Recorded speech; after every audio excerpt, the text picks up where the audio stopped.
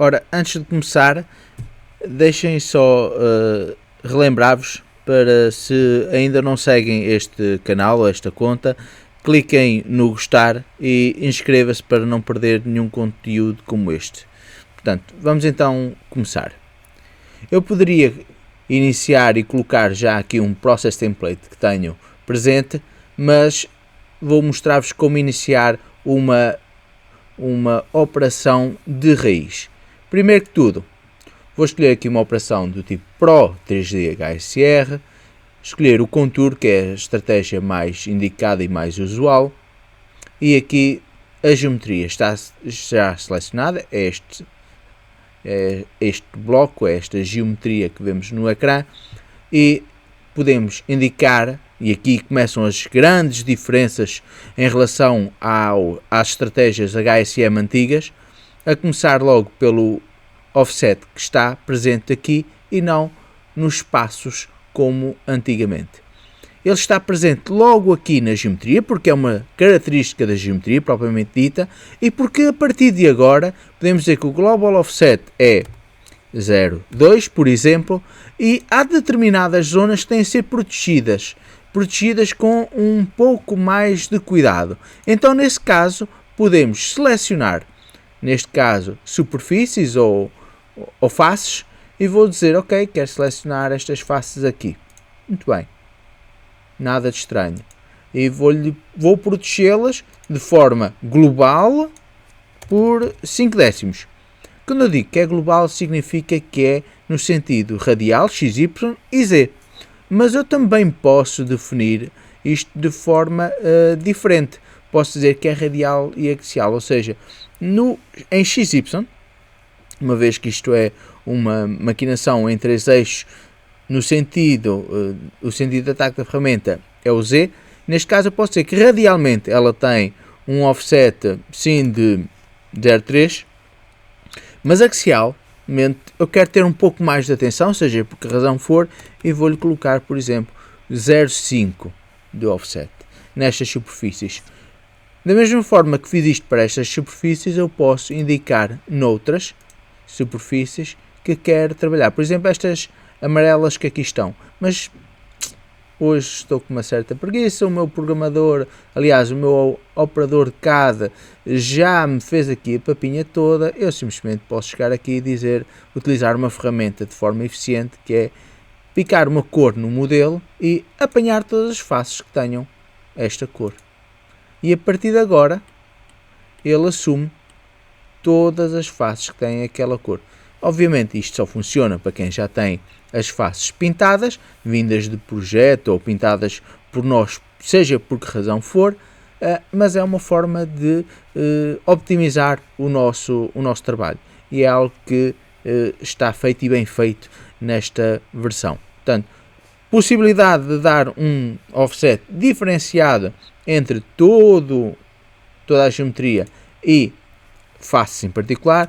Só há aqui uma particularidade que têm que ter em atenção, é que o global, o offset sobre todo o target, está sempre lá, mesmo nestas faces aqui. Ou seja, se nas faces selecionadas nós dermos um offset inferior ao que está sobre o target, ele irá respeitar sempre o offset do target. Ou seja, não podemos dizer que sobre todo o target temos uma proteção de 1 mm e nestas faces em particular queremos proteger só apenas meio milímetro. Não, isso não é possível. Teremos de trabalhar sempre com o offset sobre todo o target a 1 mm ou a 5 décimos e depois proteger as superfícies particulares com mais do que o valor que demos de offset para o global, para o target. Okay? Isto aqui é muito importante que percebam isso. Também aqui é possível dizer, se queremos trabalhar já com o estoque, não faz grande diferença, temos um paralelepípedo que é uma geometria muito constante, não precisamos de estar a olhar diretamente para o estoque. No entanto, se for uma geometria que vem de fundição, que passou por um processo de scan 3D, pronto, aí sim já valerá a pena ativar este botão. O redesbaixo tem sempre este botão ligado, portanto não se preocupem, utilizando nessas peças de fundição, vamos dizer, um contour com isto ativo ou um redesbaste, o resultado será similar. Igual não, mas será similar. Também aqui, logo na parte da geometria, podemos indicar, por exemplo, o setup ou adicionar aqui faces de proteção. Estas faces de proteção, o que nós estamos a indicar é que aquelas faces são faces que nunca poderemos atingir. Por exemplo, sejam elas as faces das prensas, sejam elas de sistemas de aperto de várias formas. Portanto, aqui é onde vão definir quais os sólidos dentro do vosso assembly que correspondem a fixações e que querem evitar. Ok? Obviamente também é possível indicar se houverem furos pré-feitos, uma forma de dizer ao SolidCAM que pode entrar de alguma forma direto nessas zonas que já têm furos. No entanto, ele está sempre a olhar para o stock, portanto não há aqui uma obrigatoriedade de ativarem isto, desde que tenham o stock ativo. Mas se têm furos e querem entrar diretamente pelos furos adentro de maneira a ter um incremento mais eficiente, ou utilizam o pré-drill ou utilizam o stock sempre ativo. Isto são as grandes novidades. No entanto, aqui para a definição de ferramenta é chapa 5, é como sempre, definimos qual a ferramenta que queremos utilizar. Vamos escolher a maior que temos aqui, que será uma ferramenta de diâmetro 20, raio 0. Os níveis, deixem-me só mostrar-vos que a interface mantém-se, é a toolkit que mostrei anteriormente, que pode ser mostrada de duas formas, na forma avançada ou na forma normal, vamos dizer assim, com lista de ferramenta, tendo em conta o número de ferramenta. Também aqui temos uma pequena alteração. Neste caso temos o Calculate Effective OHL desligado. Porquê? Porque esta ferramenta não tem holder. Se tivesse holder, então nós teríamos a possibilidade de calcular o quanto a ferramenta poderia estar fora do holder sem que houvesse necessidade dela se afastar do target. Portanto, era uma maneira de calcular a altura útil da ferramenta sem necessidade de que o SolidCAM calculasse um desvio em relação ao target. Temos aqui também a possibilidade de calcular o In-Process Stock. O que significa este In-Process Stock? Basicamente significa, ou o que está aqui definido, é que podemos ou não ativar o cálculo durante o cálculo de análise. Portanto, o que aqui está é a possibilidade ou não de analisar o cone contra o estoque que está a ser realizado no momento.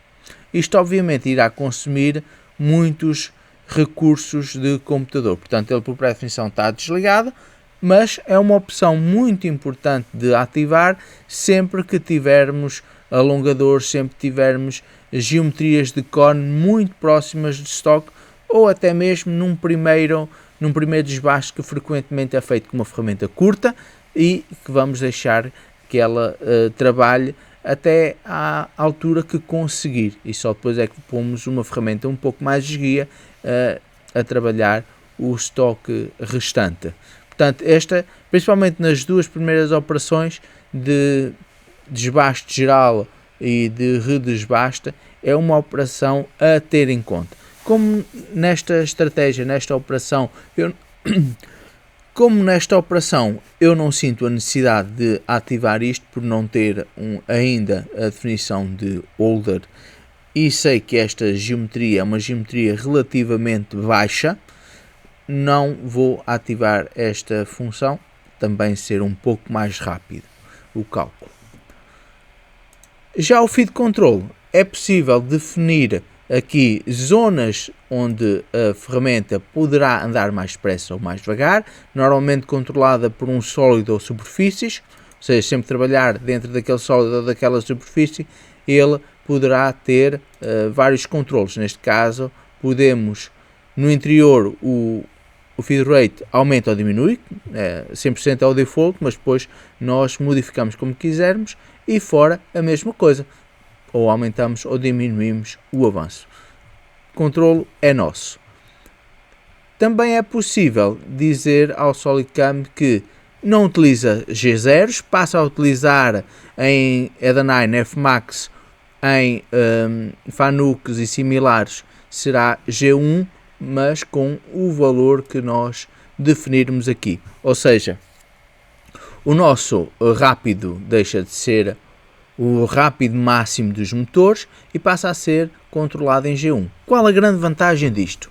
A grande vantagem é que deixamos de ter cá aquela história do pescoço de cavalo que algumas máquinas têm, que basicamente sempre que encontram um G0, essas máquinas, esses controladores, o que eles vão fazer é ativar os eixos o mais depressa possível para chegar ao ponto final. E não importa o caminho que percorrerem. Já com o G1, essas máquinas andam um pouco mais devagar, às vezes pouco mais devagar, e estão continuamente a ler no loop de feedback dos eixos se estão na posição correta ou não. Okay? Portanto, aqui há uma clara vantagem, desde que a vossa máquina não seja uma daquelas que tem o avanço de trabalho a 10 e o avanço rápido a 30. Ou seja, existe uma grande vantagem em utilizar sempre que possível o rápido, o G0. Nesses casos, então, convém ter uma proteção maior à ferramenta, porque a verdade é que a máquina em si terá tendência a atalhar. Mas isto são outros 500, como costuma dizer. Vamos nos preocupar então aqui com a nossa maquinação. É possível controlar o avanço rápido, é possível fazer uma adaptatividade do avanço. Sempre que tivermos zonas muito apertadas, podemos reduzir o avanço. Ele vai fazer isto de forma muito automática. A única coisa que nós temos que dizer é, ok, reduzir, mas quanto? Nós vamos a 1000, podemos chegar a quanto? A 500, 50%? Ou podemos reduzir efetivamente nos cantos, nas zonas mais apertadas, a 10%. Ok? Basicamente é isso que nós estamos a dizer. Até que ponto é que o SolidCam pode reduzir o avanço quando encontrar zonas apertadas? Aqui deixo totalmente ao vosso critério. Nos níveis, na segurança, é um pouco como se fosse um HSS. Basicamente dizemos em que direção é que queremos a nossa segurança. Normalmente numa operação destas será sempre na direção de Z, sempre a fugir da peça no sentido ascendente. Temos aqui algumas outras possibilidades. Claramente para esta peça nenhuma destas possibilidades é melhor do que a direção de Z. A altura pode ser automática, pode ser definida pelo utilizador. Aqui é sempre em relação ao 0 peça, este valor de 30 mm. Também é possível definir uma série de outras distâncias. A safety distance é a distância em que ele anda em G1, obrigatoriamente sempre. A distância de retração é até onde ele retrai, e também o quanto ele começa a trabalhar antes em G1, sempre que está a entrar ou sair da peça. Já o Constraint Boundaries, basicamente o que vamos definir aqui é muito simples, é a área que queremos trabalhar. Agora quero trabalhar sobre toda a peça de forma centrada, poderia dizer external ou internal, neste caso vou dizer que é centrado e talvez aqui com 2 mm de offset para que o raio da ferramenta saia e consiga limpar bem aqui esta zona destes castelos, mas sem ter liberdade suficiente para descer pela peça adentro e fazer o exterior da peça, que é algo que eu não pretendo fazer de momento. no campo ou no separador de passos. Aqui vamos controlar aquilo que precisamos controlar em as passagens. Basicamente, o quanto vamos incrementar verticalmente. Neste caso vou esticar aqui um bocadinho a corda e dizer que são 2 mm, e quanto vou trabalhar de forma lateral. Neste caso vou dizer que quero cortar com 80% da ferramenta. Ok? Aqui vou cortar com 80% da ferramenta. E os limites são calculados automaticamente em relação ao target e stock. Porquê? Por vezes temos um pouco mais de stock no topo. E desta forma eu estou a proteger, porque sei que o stock tem mais 1 mm e que ele vai começar esse milímetro extra acima. Se eu dissesse que queria trabalhar com os limites do target, ele iria ignorar este 1 mm extra que tem no topo para simplesmente continuar e eventualmente iria comer na primeira vez, em vez de 2 mm, 3. Há ferramentas que aguentam, há outras que não. Também na parte do sorting, em que sentido é que vamos maquinar? Eu sempre que possível quero trabalhar a favor do material. E é isso mesmo que estou a dizer aqui, quero trabalhar num único sentido, sem zigue-zagues, okay? Mas existe essa possibilidade. Há quem trabalhe mais de topo, utiliza menos incrementos e prefere usar zigue-zagues, mesmo que isso traga algum desgaste excessivo para a ferramenta. Mas isso é um jogo entre tempo e desgaste prematuro da ferramenta. Cada um sabe de si, cada um tem sabe quais são as necessidades que tem. Por vezes temos que apertar mais com a ferramenta porque precisamos da peça, outras vezes queremos poupar um pouco mais a ferramenta para que dure mais tempo, e então nesse caso eu escolho sempre o one way, que será o sentido de corte a favor do material. Também aqui nestes separadores é possível definir zonas de corte, ou seja, criar passagens extra. Neste caso, a única passagem extra que eu quero que ele faça é se encontrar uma zona plana que tenha pelo menos 1 mm de corte e que a ferramenta consiga lá entrar. Então, nessa zona, ele vai fazer uma passagem extra. De resto, quero que ele faça apenas incrementos de 2 em 2 mm. Também aqui é possível controlar a suavização, e aqui eu vou calcular pela primeira vez esta estratégia, só para vos mostrar aqui um parâmetro que eu gosto de remover sempre, que é o Remove Corner Pegs, ou seja, ele frequentemente vai fazer ali estas orelhas de Mickey, vamos para ser simpático, e então isto aqui é uma estratégia perfeitamente válida, tem uma função que funciona bem para remover ou evitar deixar ali castelos, mas neste caso eu deixei-lhe 80% de corte lateral, sinto que não há essa necessidade, portanto prefiro trabalhar com a suavização por completo do meu trajeto, e se deixar ali um bocadinho de castelo não faz mal, a próxima ferramenta trata desse assunto sem problemas. Aqui temos a possibilidade de filtrar, ou seja, se houver percursos demasiado pequenos, nós simplesmente vamos removê-los. É uma forma de evitar percursos de 2, 3 mm e de evitar que a ferramenta ande sucessivamente a subir e descer, perdendo imenso tempo.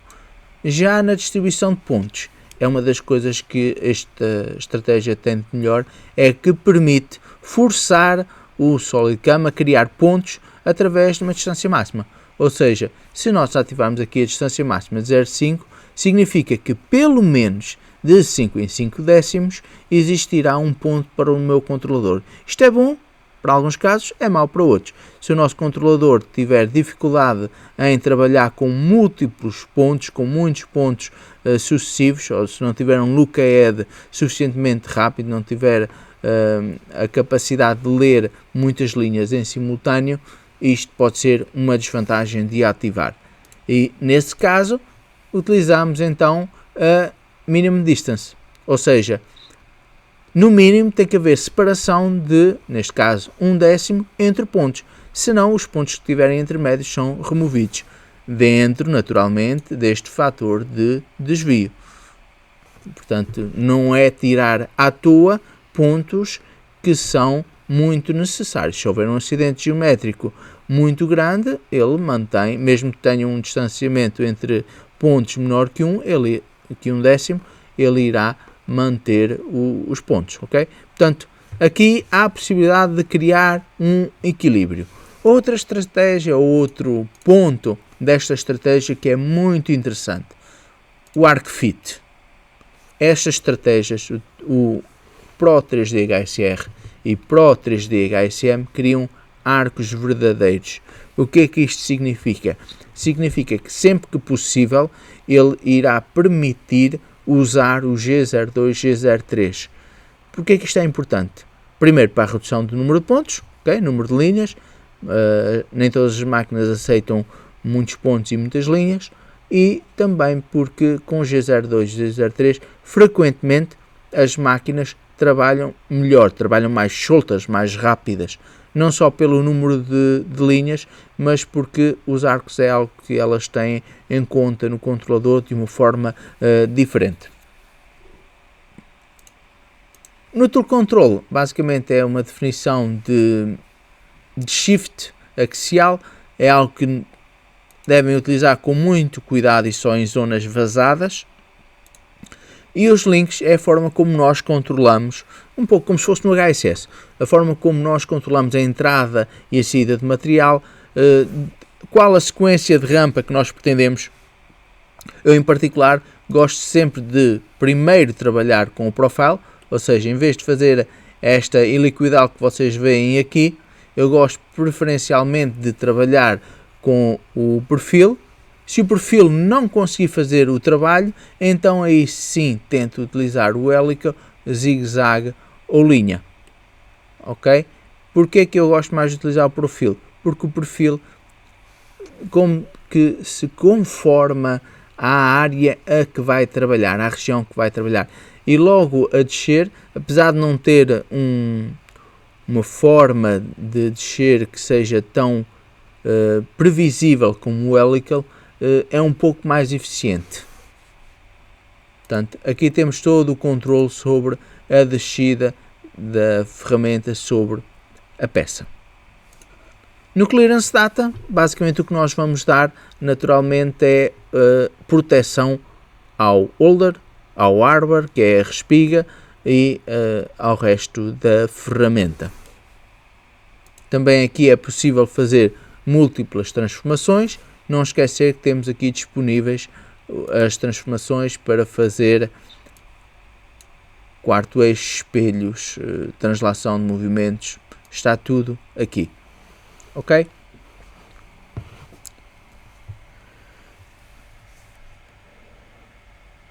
Foi muita coisa, mas é a nossa primeira operação de Pro 3D HSR, portanto teve que ser bem explicado. De seguida vou iniciar então o redesbaste. Vou-me aproveitar aqui dos meus templates e colocar imediatamente este template sobre o desbaste que está realizado. A primeira coisa que ele me pergunta é qual a posição, qual o target que quero atacar, e tudo o resto fica definido.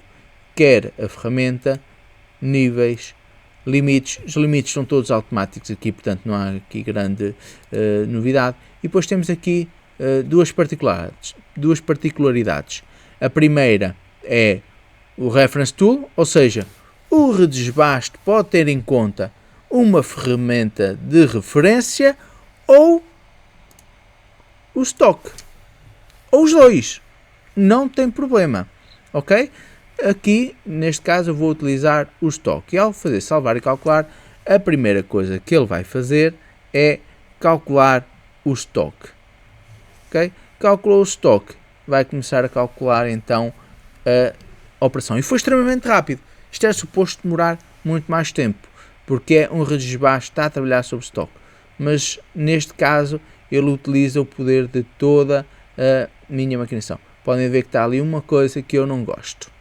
Eu vou imediatamente remover este pormenorzinho e já imaginam onde seja. Passos, smoothing e remove corner pegs. Ou seja, devia ter feito este template um pouco melhor. Estou sempre a tempo de corrigir, salvar, gravar e substituir. Pronto. Da próxima já não escapa. Ok? Tenho aqui a minha peça ou a minha operação de redesbaste muito bem definida e posso continuar a adicionar todos os meus templates. Neste caso eu vou utilizar um process template, carregar para cima da minha árvore de operações e ele vai tentar carregar e calcular. Felizmente não calculou,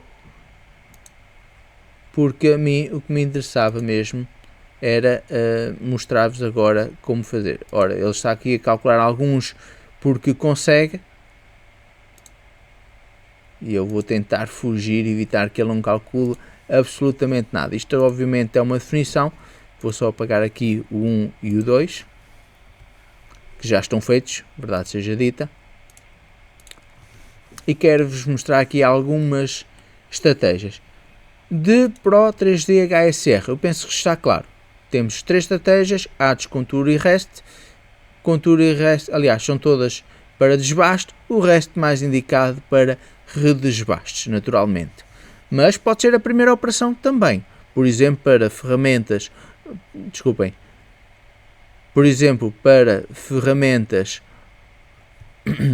por exemplo, para geometrias ou peças de fundição, é interessante utilizar o Pro 3D HSR como primeira operação. Porquê? Porque o estoque não é um estoque que seja um paralelepípedo ou uma geometria regular. Portanto, vamos passar então aqui ao Pro 3D HSM e vamos começar com esta estratégia, que é uma estratégia relativamente simples, mais simples que isto só o constante Z ou linear, em que o que nós vamos indicar na estratégia do constante step over é muito simplesmente a ferramenta, já deveria estar ao melhor.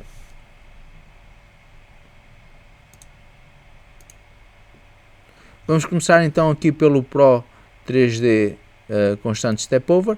É uma operação que é relativamente simples, mais simples que isto só o constante Z ou linear, e neste caso eu vou adicionar aqui o target, que não está bem definido, mas é uma questão de corrigir facilmente.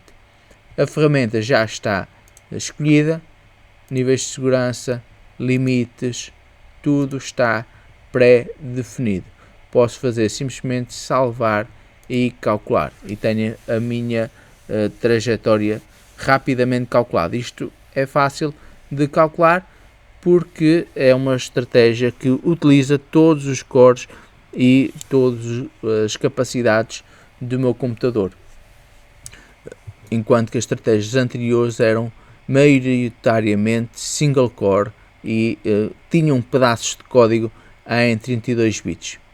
Podem ver aqui que tem aqui um trajeto já bastante interessante. Isto é uma aproximação à minha geometria final, de uma forma muito pouco rigorosa. Vou agora utilizar aqui um REST. Este REST não tem nada a ver com o Pro 3D HSR REST, ok?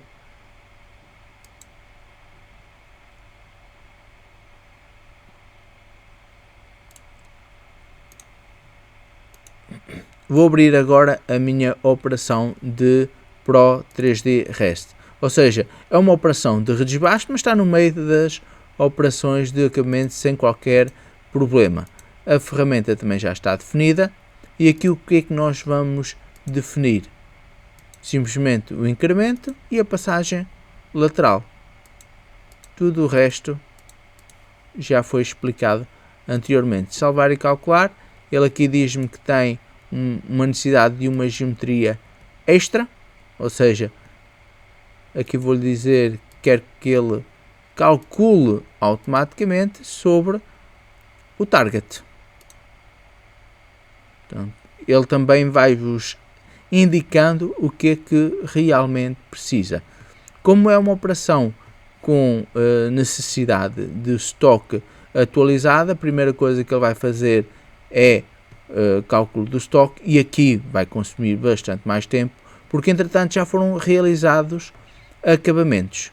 Isto é algo importante que devem ter em atenção. Sempre que utilizarem um desbaste ou um redesbaste depois de um acabamento, ele obrigatoriamente irá calcular o estoque.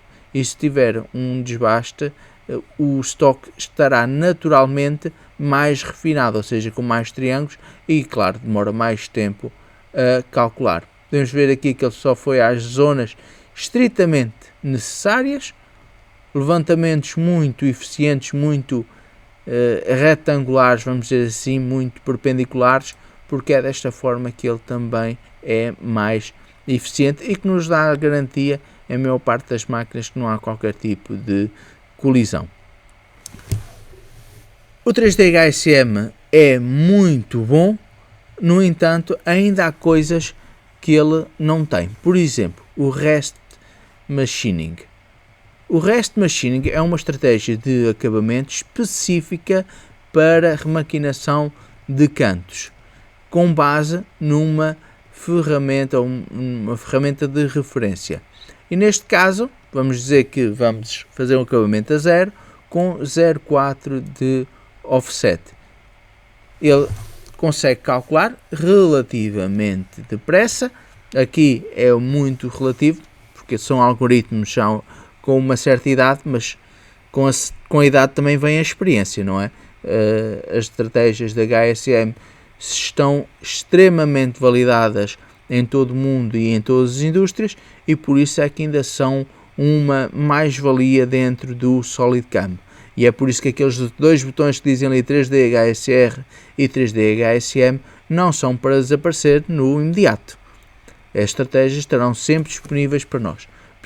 Por causa disto, porque a evolução está no 3D HSR, no Pro 3D HSR e no Pro 3D HSM, mas a verdade é que há certas coisas que ainda precisam ser afinadas, nomeadamente aqui o REST Machining, que na versão antiga, vamos dizer assim, ainda dá cartas e consegue nos deixar aqui com um trajeto muitíssimo interessante.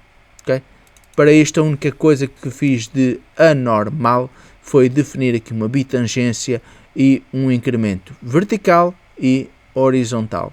É a única coisa que esta estratégia nos pede de novo. Voltando aqui ao Pro 3D, fazendo aqui uma estratégia de acabamento linear. Neste caso vou indicar que quero trabalhar com o target, offsets a 0, neste momento estamos a atacar diretamente a peça e vou fazer um acabamento geral. Um acabamento geral com proteção de colisão em todas as áreas, proteção e deslocação à segurança automática, está tudo bem. A área de trabalho, volto a frisar que é toda a peça. Isto é uma peça relativamente baixa e por isso é possível trabalhá-la desta forma. E agora os passos. E aqui é que há aqui algumas novidades. Maximum Step Over, ok. O incremento lateral será 1.2, mas eu tenho aqui os meus limites. E os limites aqui são definidos por mim. No Z-Bottom, nada de novo, nada de especial. Mas no Angle Range eu vou trabalhar apenas entre 0 e 45 graus. E desta forma eu consigo optimizar a minha ferramenta, optimizar a minha maquinação. Porquê? Porque a cópia é particularmente útil e funcional nas estratégias de zonas rasas. Naturalmente eu posso excluir as áreas planas, porque as áreas planas normalmente conseguem ser realizadas de forma mais eficiente com uma ferramenta de topo raso. No entanto, como aqui tenho esta zona mais apertada, eu não vou excluir as áreas rasas, as áreas horizontais, para ser mais correto.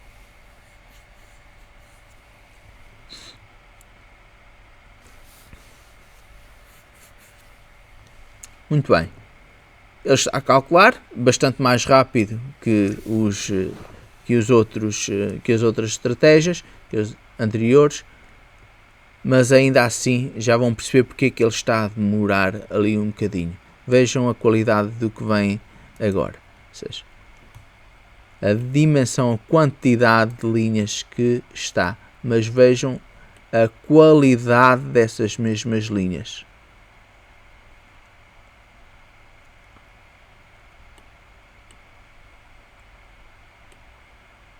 Consegue-se observar aqui que está muito bem mapeado. Toda esta malha foi muito bem mapeada e conseguimos simultaneamente rapidez e uma qualidade de superficial, isso só vem na máquina naturalmente, mas uma qualidade de trajeto pelo menos muito bom. Posso-vos garantir que na máquina também será igualmente bom.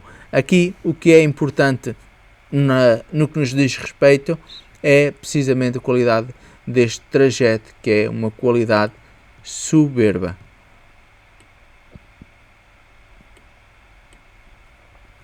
Continuando então, quer no HSR, quer no HSM, podemos controlar entradas e saídas nos links, proteger a nossa ferramenta, transformar, portanto, temos todos os controlos que estamos habituados no nosso antigo HSM, com a rapidez e garantia de utilização dos nossos bons computadores, que cada vez estão mais eficientes e estamos a utilizar precisamente essa eficiência.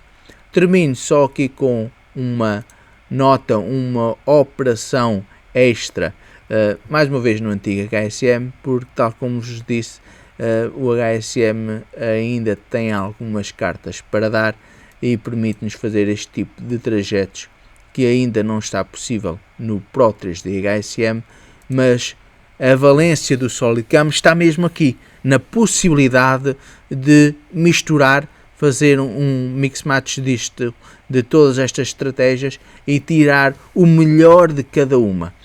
Por um lado o HSM, que é muito mais rápido, o Pro 3D HSM e HSR, que é muito mais rápido de calcular e tem um trajeto espetacular.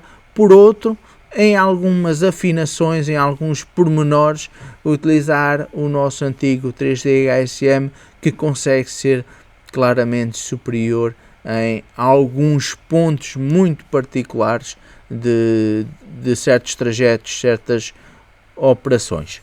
Portanto, quero que este webinar seja não uma formação, mas pelo menos um grande incentivo para que passem a explorar um pouco mais o nosso Pro 3D HSR e o nosso Pro 3D HSM. É por aqui que a nossa evolução será feita, é por aqui que os nossos 3Ds irão avançar.